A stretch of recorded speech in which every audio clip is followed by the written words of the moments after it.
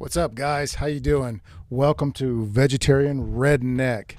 They almost killed this channel, but not quite. We are still here and we're going strong. Just how are you guys? How are you guys doing today? What a crazy day this has been, huh? With all the elections and all of the stuff that's been going on. It's absolutely lunatic out there. And so if you guys are out there voting, good for you. We need, or if you, well, the voting's already up. So I think the polls are pretty much closed everywhere.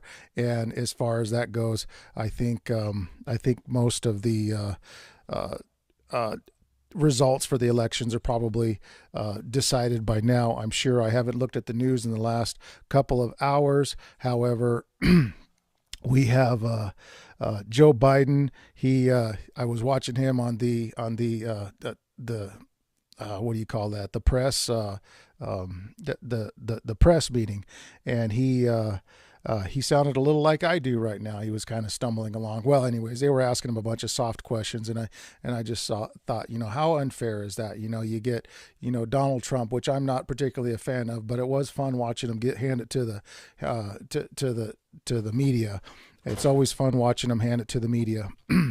And but anyways, so when he was up there, they were asking him a bunch of soft questions, and he was telling them a bunch of lies, and nothing, everything went unchallenged pretty much. So, and as far as the election went, and for the Senate race in Pennsylvania, I was a little surprised that Dr. Oz had lost that race, and the Hunchback of Notre Dame took it. So, we talked a little bit about, election fraud, I think, last night, and I talked about it some more on my other channel, Off Grid 406. It's not really a political channel, so I don't really get too much into anything over there, but we did talk about some great things today. I mean, we talked about gun violence in schools and stuff like that, and, some very pertinent issues. And, one of the things that they make it sound like is that everybody in this country is for gun control. That's what the Dems make it sound like, that these MAGA Republicans are holding things up. And, I hate both sides of the parties, quite frankly. I want to make that perfectly clear right here, but I'll call stupid out, when I see stupid. And, guess what? I'm seeing some stupid things being said and stupid things being done on both sides, and they're slowly chipping away at our freedoms, guys. And it's kind of a shame to watch this happen, because I'm a freedom lover, and I'm a firearm content on it, and I understand that it was a violation of their policies. And so they removed a lot of it, and so they left me with only a few videos. But this channel was doing really well there for a while, and I had a lot of people subscribing and a lot of people watching and wanting more. And I wish I would have put more on there, but they would have just taken it down anyway. So the current events that are taking place today, as it comes across through my little brain, comes across through the vegetarian redneck way. So why vegetarian redneck? Well, I've been a redneck my whole life. As far as I'm concerned, the redneck just means that you're out there, you're working hard, you're the working man, you're in that working class, and the idea is that you're bent over with a shovel, you're doing labor, and the back of your neck gets sunburnt. That's how I've always taken it. And originally, I think it was meant as a derogatory term to people who are out there working, as opposed to the more refined class of people. But we have worn it as a badge of honor, and redneck is an enduring term that crosses all ethnic lines, because, of course, just white people that live in the hills aren't the only ones that work for a living. Come on, you gotta give that one to me. So with that, we see rednecks all over the country and all over the world, and so all ethnic boundaries and classes. They're generally just the working class people that, and the middle class. And I've even spotted some upper class, rednecks. Occasionally, you'll find those people. It's not until you get up into the elite class of wealth that, humanity really starts falling away and falling apart. Somebody told me, somebody that used to be very wealthy, just to give you an example of who this fella was, I won't say his name, but he used to live in Bakersfield, and he had a mansion. He used to drive a VW bug around, and he was actually by choice a brick mason, not a freemason, but a brick mason. He used to lay block for, not for a living, but just for fun and to keep himself in shape. But he was extremely wealthy, and he was a son of a very wealthy family. In fact, they had known and entertained many movie stars. I remember looking at his crystal set that he had there with some lipstick on one of the glasses, and he said that's where Norma Jean drank out of that glass, and we just stuck it up there. We didn't bother to clean it. It's been there ever since. His whole house was full of artwork, and he was quite the fella, to say the least. But he told me, he said the elite class of people, they have to do things in order to, they have to lie and cheat in order to get, their wealth. Of course, he wasn't talking about himself. His wealth came about via his parents, and it was kind of inherited. So, but it was interesting that somebody in that class would say such a thing. And he was good friends with my dad, and he would often purchase artwork from my dad because my dad was an artist, and he would carve wood and marble and different substrates. But so this elite class of people have always been the same way from the beginning of time. They have always controlled the lesser classes or the lower classes of people until America came along. And then America presented a big problem for these people.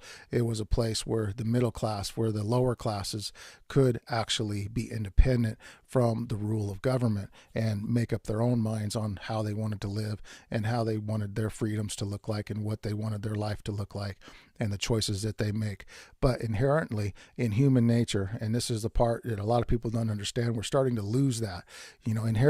Inherently in human nature, there is this quest to control, and when you are being controlled and when you're repressed and when you're downtrodden, you don't have that ability to do that. You can kind of lament your situation, but as soon as about 99.9% of people are put in a position of power, they exercise control. Maybe it's less of a percentage than that. I hope it would be, but the majority of people love power. What about, you remember the mask mandates where people were going, you'd walk into a store and they'd say, hey, put your mask on. And you're like, well, it's against my religion. Well, I have COPD. It's hard for me to breathe, or whatever the excuse may be. They didn't seem to care. And not like religion would be an excuse to not wear a mask, but this is the mentality that they had. They just didn't care. You either put the mask on or you get out. And so it was this control that they were trying to press on everybody that, that they ran across. And so to me, it was very disturbing because here's ordinary people who themselves are of lower classes, middle class and down below, demanding that other people follow, their word or their demands or do what they say, and this was partially and part and parcel to the programming that they had received over time, submitting their minds to the media and to the status pro quo, if you will. And so, we can, we can make our minds soft and vulnerable to all kinds of messages if we so choose to. And this becomes a real problem, and I've said it before, music, video games, and drug usage, illicit drug usage can all contribute to the softening of the mind and making vulnerable those avenues, which can then be exploited through the use of music and different types of media. And pretty much people walk around like zombies, just believing anything they're told. And if you hear something enough times, it's said that people will start to believe it, and that's a real tragedy. That's a real loss, for the human race. But the further and further we get away from the truth, this is not a religious channel, but I'll tell you right now, the further we get away from God, the closer that we get to be, to becoming vulnerable for deception. And you wonder how like the Israel of old would fall into captivity so often, and how they would reject God's teachings.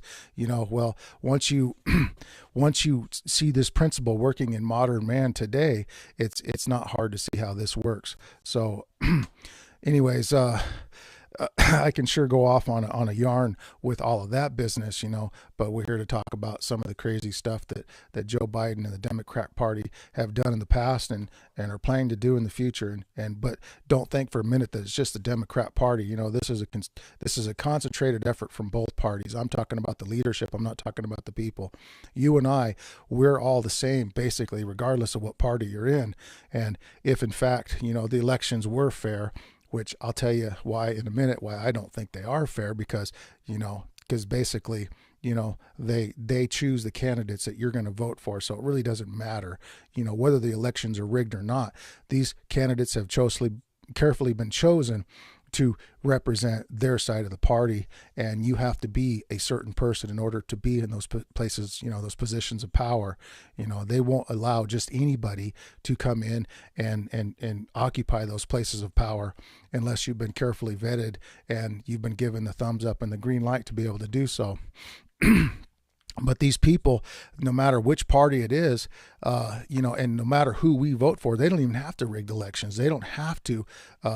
They don't have to make it so that where they have to farm the votes or whatever. I mean, some of that, may be happening. And if you're a Democrat or a Republican, we've seen both parties blame the other party for it.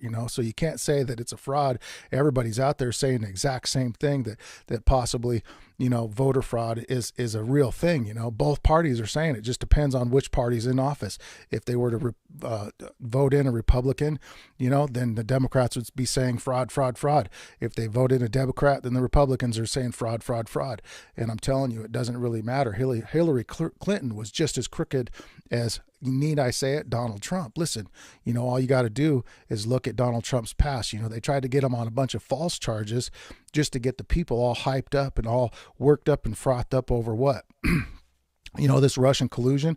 Well, of course he wasn't guilty of Russian collusion, but he had a whole lot of things in his background that they could have very easily got him for that was easy picking. It was low-hung fruit. I mean, why didn't they go for that instead of the other?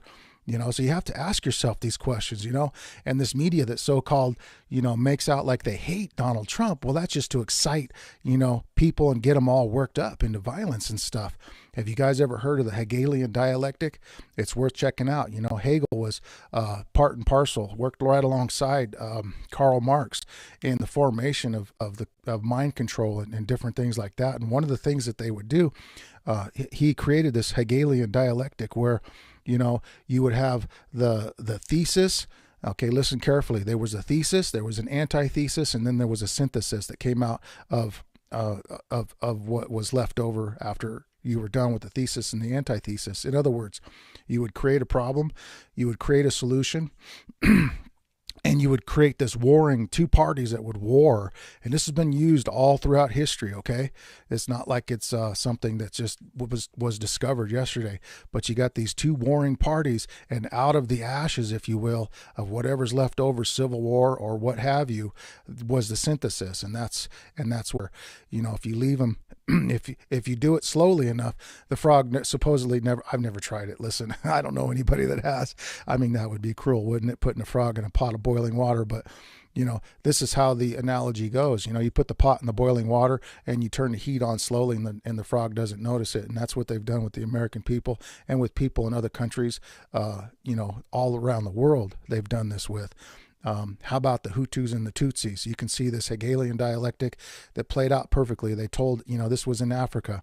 They told one tribe that they were superior over the other tribe. This is real history. You can check it out.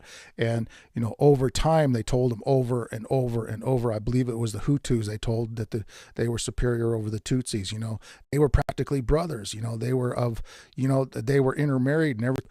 And so they were able to get these two parties to war against one another and create this, attempted genocide against the other side. Now you look, and this was only 40 years ago, people, you look and years have gone by now, and now these people reflect back on what they've done and how they were used in this ploy, in this plot to destroy the other people.